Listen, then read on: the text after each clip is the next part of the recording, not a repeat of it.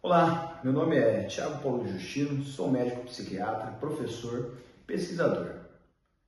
Hoje nesse vídeo venho trazer um assunto muito debatido no meio acadêmico atualmente, que é o sobrediagnóstico em psiquiatria.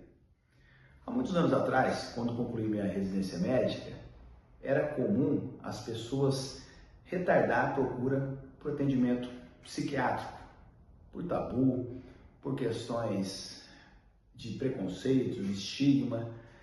E hoje, por incrível que pareça, está ocorrendo o contrário. Muitas vezes as pessoas buscam um diagnóstico psiquiátrico não de uma maneira adequada, entre o necessário, mas sim algumas vezes de maneira excessiva. Ou outras vezes observam alguma forma de buscar algum entendimento ou algum alívio para algum tipo de sofrimento, que muitas vezes não é um diagnóstico, não é uma patologia, não é um transtorno, mas sim desconforto, talvez de situações do mundo moderno. Isso vem gerando uma questão muito problemática do ponto de vista de saúde pública. Por quê? Nós não podemos, de maneira alguma, medicalizar situações normais de vida do ser humano. Sofrimento, a tristeza, a alegria são emoções normais presentes ao longo de toda a humanidade. Elas se tornam patológicas dentro de um contexto de sinais e sintomas e bem como quando gere um sofrimento, uma angústia, uma perda de nível de atividade de vida diária para se classificar como uma doença. O sobrediagnóstico, ele cada vez mais vem aumentando por um grande problema, que, ao meu ver, observo, de interpretação, inclusive, de testes neuropsicológicos. A avaliação neuropsicológica ela é importante e bem indicada. No entanto, sozinha, ela não dá o diagnóstico. O diagnóstico psiquiátrico, você precisa entender a experiência da doença daquele indivíduo no tempo, no espaço e gerando sofrimento. Não é uma avaliação que algumas vezes pode dar uma leitura de momento que você vai definir um diagnóstico. Exemplo, o indivíduo está trabalhando até tarde numa empresa, acorda muito cedo, não dorme bem, está com fome, não deu tempo de tomar o café da manhã, vai fazer uma bateria de neuropsicológica, provavelmente vai ter um viés. Vai ter um viés. Vai estar cansado, vai responder de maneira mais lenta, vai vir um resultado que talvez não seja o que acontece na maioria dos dias daquele indivíduo. Então o teste, muitas vezes ele fica limitado, como às vezes só uma avaliação, o exame de estado mental que nós fazemos da psiquiatria, num determinado momento, pode limitar. A psiquiatria, os diagnósticos psiquiátricos, eles dependem também de avaliação longitudinal. O que é isso? Ao longo do tempo, o conjunto de sinais e sintomas, o que familiares falam, o que as pessoas veem, o que acontece na escola, o que acontece na universidade, o que acontece no dia a dia, no lazer. Isso é importante, é um conjunto de sinais e sintomas. Então a gente não pode, em hipótese alguma, medicalizar o sofrimento. Se a gente errar o diagnóstico ou abranger demais o diagnóstico, nós estaremos fazendo o quê? Nós estaremos tratando experiências normais de vida do ser humano, colocando as pessoas a risco desnecessários e efeitos colaterais de medicamentos. A isso, a ciência moderna, a medicina, trouxe um conceito interessante chamado de prevenção quaternária, quando o médico previne o paciente de excesso de medicação ou procedimentos médicos, intervencionistas ou não, desnecessários. Hipócrates, o pai da medicina, já dizia, primo nocere, primeiro não fazer o mal. Isso é importante. Esse diagnóstico vai melhorar a expectativa, a qualidade de vida dessa pessoa, desse paciente? Vai trazer um tratamento eficaz? Vai melhorar essa condição ou apenas vai rotulá-lo e às vezes trazer um prejuízo até maior? Então isso é importante, essa expansão, do diagnóstico, será que ela está melhorando a qualidade de vida das pessoas ou não? Porque o grande objetivo do psiquiatra, dos psicólogos, quem trabalha com saúde mental, é aliviar o sofrimento humano. Isso está acontecendo ou não? Essa tendência de excesso de diagnóstico, o que está acontecendo, o que está por trás disso? Então é muito importante a gente refletir no que está vindo na saúde mental aí. Um ponto importante e crítico é principalmente a questão dos diagnósticos excessivos na questão do transtorno de déficit de atenção e hiperatividade, bem como no espectro autista, que vem chamando muito atenção nos últimos anos. O transtorno de deficiência de atenção e hiperatividade é um quadro que se deve levar muito em conta a questão do neurodesenvolvimento. Quando se mudou os critérios diagnósticos do DSM-5, que é a classificação, isso tem, essa doença não tem, se aumentou a idade que é possível dar esse diagnóstico. E você colocou um monte de gente, às vezes, que não tem essa patologia ou que é uma situação momentânea.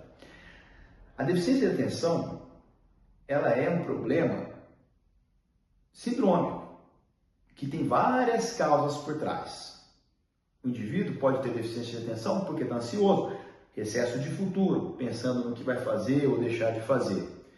Pode ter uma deficiência de atenção porque está deprimido, não tem energia suficiente para se concentrar naquilo, naquele momento, dentro daquele contexto. Ou, algumas vezes, está tão acelerado o seu pensamento, no caso de uma hipomania, que há uma fuga de ideias, uma fuga de estabilidade de pensamentos e ele não consegue se concentrar. E sim, na maioria dos casos, muitas vezes, porque do ponto de vista epidemiológico não é tão frequente, ser um transtorno de deficiência de atenção.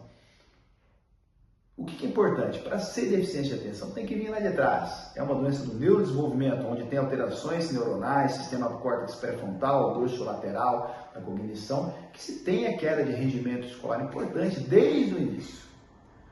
Não é porque não se tem o rendimento que queria ter, de alta performance, que se tem um transtorno de déficit de atenção e hiperatividade.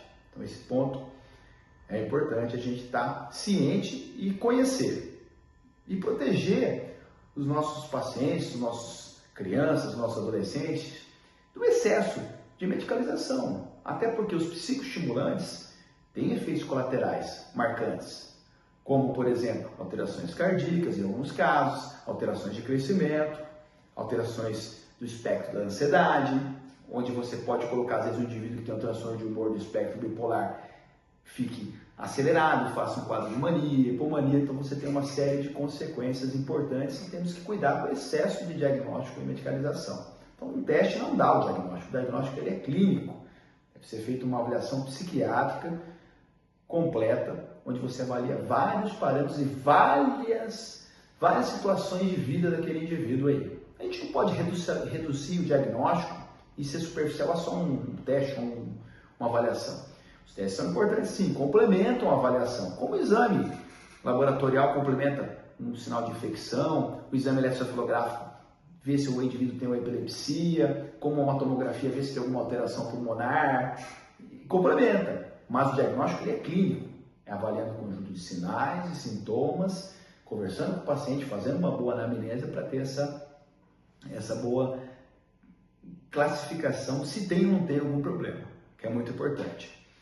Inclusive, hoje, recentemente vi um artigo, uma matéria, falando que o próprio NHS, que é um dos maiores sistemas públicos do mundo, do Reino Unido, pedindo para rever a questão diagnóstica dos TDAH e do autismo.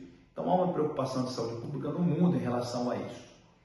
Por que isso é importante? Porque se a gente sobrediagnosticar muito uma população, colocar quem está no limite dentro desse diagnóstico, muitas vezes lá na frente pode faltar tratamento para as pessoas que realmente necessitam de acompanhamento medicamentoso, psicoterápico, terapia ocupacional, assistência social, psicopedagogia, fonoaudiologia, todos. Então isso é importante. O autismo também é um assunto que nós vamos fazer um vídeo mais pormenorizado para frente, com mais detalhes, mas também um assunto que traz muita discussão sobre a sua abrangência diagnóstica e a gente vai fazer um vídeo especificamente sobre ele. Outro ponto importante, todo diagnóstico médico deve atender a regra de Bayes, o teorema de Bayes. O que é? Qual é a probabilidade desse indivíduo ter aquele diagnóstico naquela faixa etária, naquela situação, naquela anamnese? Se não, eu não levar em conta esses elementos de probabilidade, eu acabo fazendo o quê? Eu acabo aumentando muito a sensibilidade, dando diagnóstico para muitas pessoas, sensibilidade alta, diagnóstico para muitas pessoas, e especificidade fica baixa. Será que realmente é ou não é? E o que isso significa do ponto de vista clínico? Será que eu estou fazendo bem para aquele paciente? Ou eu só estou causando mais um problema com mais um diagnóstico, mais um rótulo, e aquela pessoa está mais ansiosa, está mais angustiada? Porque o que outra gente tem que tratar é ansiedade, depressão, desânimo, tristeza, apatia, alterações de humor, alterações ansiosas. Será que eu não estou gerando mais que essa carga de sobrediagnóstico? Então esse é um ponto que a gente vem discutindo nesse vídeo aí. Então, a minha ideia é discutir e abrir o horizonte para todos os profissionais da área de saúde mental e mesmo para o público em geral entender será que esse diagnóstico ele é realmente necessário ou ele está excessivo? Será que nós estamos classificando um monte de pessoa que tem limite, ainda não tem a doença, não tem aquele sofrimento? Isso está mudando, impactando na melhora da vida?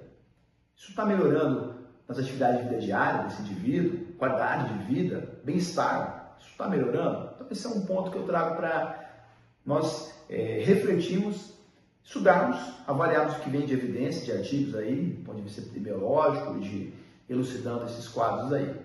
Então assim, a ideia é contribuir para que tenhamos essa discussão sobre se há realmente necessidade desse diagnóstico, se isso vai realmente mudar a qualidade de vida do paciente e impor um tratamento efetivo e eficaz para ele e não expô-lo a riscos desnecessários. Isso a gente chama, vimos anteriormente, de prevenção quaternária.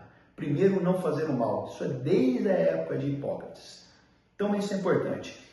Acho que sim, tivemos grandes avanços, as pessoas procuram mais saúde mental, tratam mais precocemente, temos melhores desfechos, porém, nós temos agora que discutir e colocar o dedo na ferida se realmente é o diagnóstico, estamos diagnosticando de maneira excessiva. Essa reflexão eu faço para nós médicos, para nós das universidades que estamos formando em psicopatologia, farmacologia, nossos alunos em medicina, psicologia, e para nós refletirmos se estamos atendendo à saúde do paciente ou algum tipo de interesse oculto.